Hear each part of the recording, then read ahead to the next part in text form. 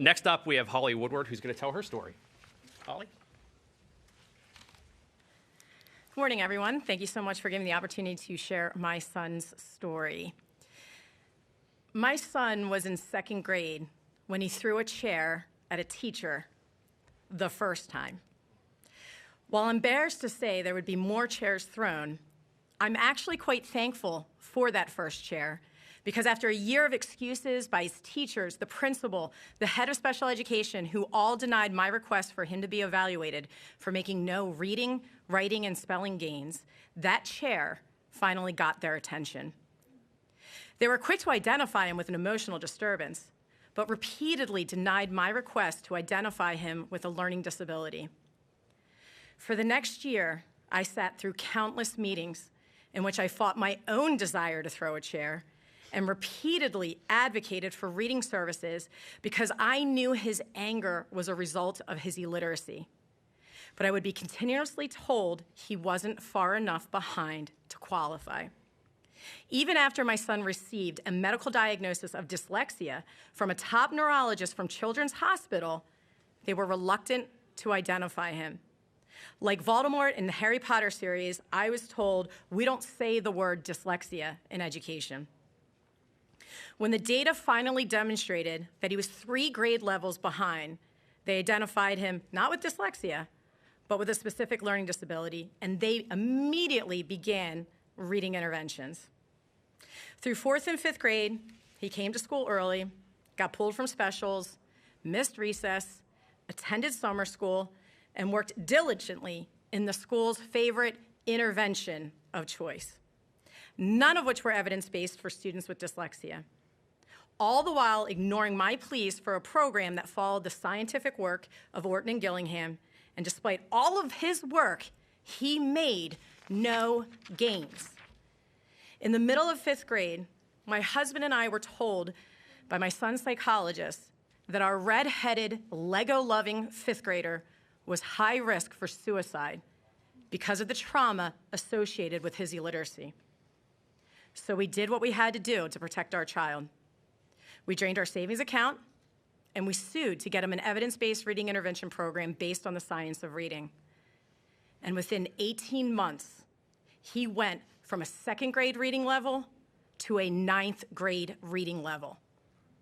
If just one person in those countless meetings understood dyslexia and the science of reading, my son's life would have been completely different. As a mother, I am saddened by the pointless trauma that he had to endure because of their ignorance. But I am more than just a mother. I am a teacher.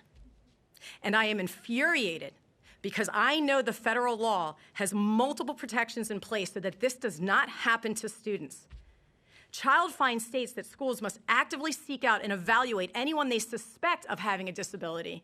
And yet, my son's child study team didn't feel that a diagnosis of dyslexia from a neurologist and his failing reading scores was enough evidence to evaluate him.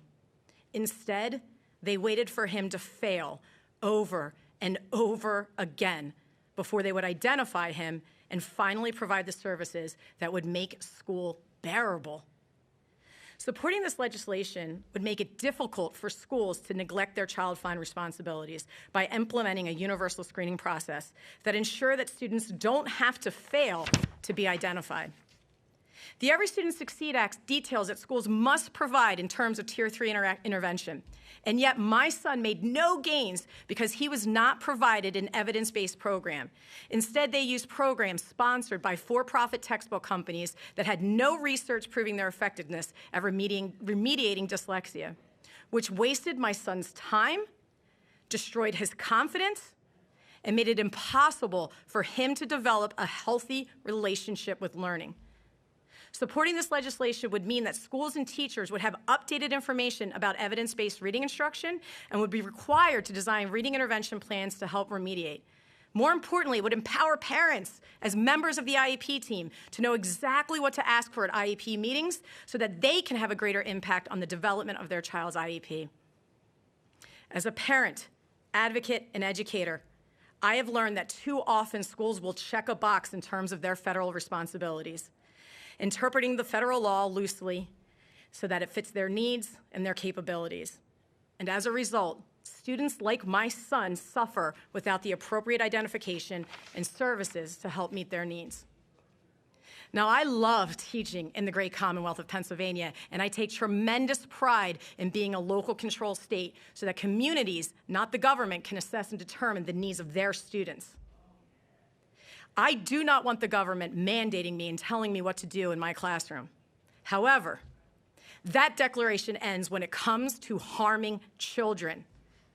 The research has overwhelmingly shown the harm in ignoring dyslexia and the impact that it can have on our communities. My lived experience has shown me how schools can manipulate federal laws to deny services to our most vulnerable students. And as a result, I am here to say as a parent that in order to protect our children from illiteracy, we need the state's help.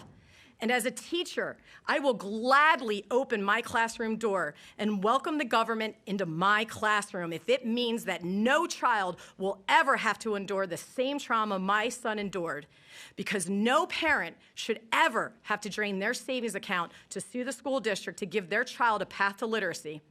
And more importantly, no child in this great Commonwealth of Pennsylvania should ever have to throw a chair to be seen.